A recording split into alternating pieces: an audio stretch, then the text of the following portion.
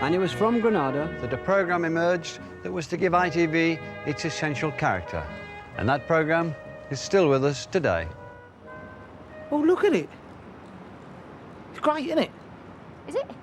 Well, yeah, look. I mean, all them little houses, rows and rows of them. Look, terraces, chimneys. I think it's beautiful. I was at stage school, and my cousin Roy was at the junior art school. We always used to go to Cross Lane Market in Salford on a Saturday afternoon. We were coming home, and the lights were just going up on the stalls. There were naphtha flares and kerosene lamps, and Parker's fish and chip shop. You could smell the fat wafting over. And I said, oh, I love it. Oh, I love it. And I'd like to preserve it all like flies in amber. It's going to change. It's going to alter.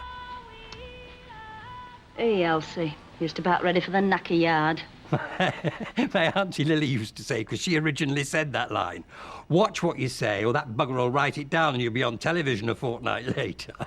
Every lying bit of gossip that goes about what you don't know you make up. We don't need sewers around here. We've got Ina Sharples. There's something wrong with a woman that can't hang on to her husband. Or at least mine wasn't carried out feet first. What do you mean by that, eh? What do you mean by that? Are you listening to this? What you as witnesses after this? Two of the members of the board were deadly opposed to it. They thought no one would understand the argot. They thought it was low-life, down-market, disagreeable. If I had written the flaming thing, it'd have had Ina Sharples in big black letters at the bottom of it. Well, you know it. Sidney Bernstein himself said it wasn't his cup of tea and he wasn't going to vote. But his brother Cecil and I both thought it was well worth a try. We won the others round, and it was given a limited license of 6 episodes, provided the name was changed. However uncertainly it began, I believe that Coronation Street couldn't have come from any other channel than ITV. It came out of a regional company. It was concerned with the lives and loves of working and low middle-class families. It became a part of people's lives. It became a great hit. The wheel of fortune goes spinning around. For nearly 50 years, Coronation Street has followed its characters' fortunes. It's been a sprawling human comedy with moments of tragedy and high drama. People by a gallery of human types. Mind your own flaming business, Granny. The brassy women. I'm one of them. I'm another. And the bruisers.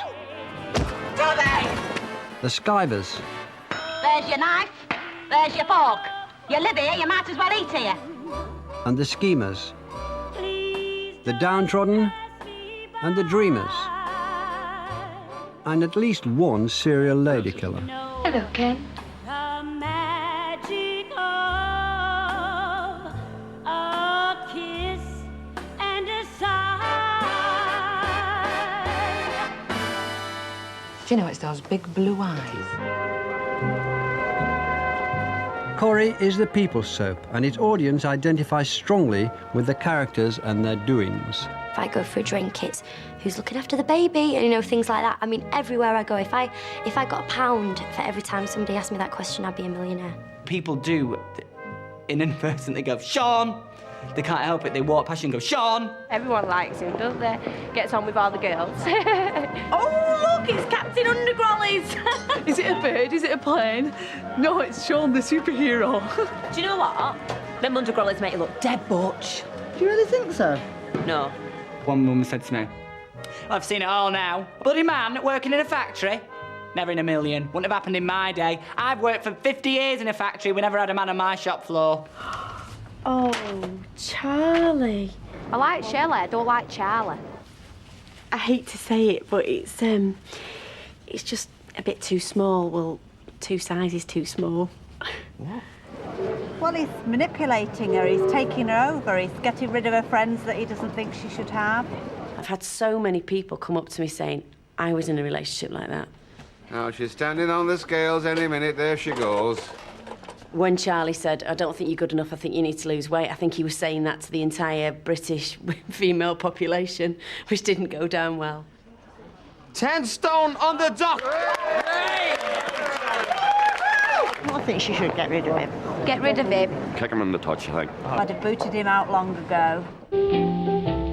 Everybody gets a lot of letters just because of the nature of it. If 15 million people watch you, then you're bound to get a few. I get lots of letters saying, "Dear Sarah, how are you? How's Bethany?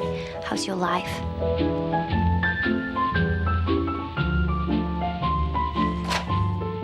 There is nothing like a Coronation Street or an Emmerdale or an EastEnders on major terrestrial network anywhere.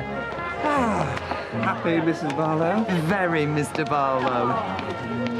They're very, very, very easy to underestimate, both in terms of their commercial value, but also in terms of the level of creativity that goes into producing sustainable success in the way that those programs have delivered. Everybody say sausages!